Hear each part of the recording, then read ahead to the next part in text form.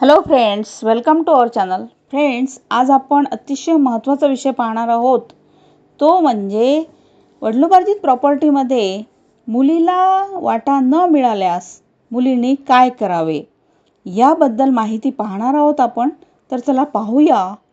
वडिलोपार्जित मिळकतीत मुलीस तिचा असलेला समान हिस्सा न दिल्यास वडिलांच्या मालमत्तेवर हक्क सांगण्यासाठी मुलगी, मग ती विवाहित असो की अविवाहित असो, न्यायालयाचे दार ठोठावू शकते. मीन्स ती कोर्टात जाऊ शकते.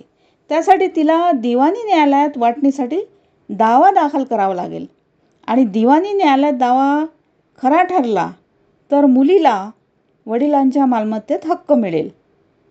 आता नेक्स्ट कंडिशन आहे, मालमत्तेवर कोणतेही गैरकृत्य होत असेल तर एखाद्या गुन्ह्यासाठी सरकार कारवाई करीत असेल तर मुलीला वडिलांच्या सदर मालमत्तेत वाटा मिळू शकत नाही. अशा परिस्थितीत न्यायालय किंवा संबंधित अधिकाऱ्यांना योग्य वाटल्यास मालमत्तेचे विलीनीकरण होऊ शकते आणि त्यावर मुलीचा अधिकार राहणार नाही.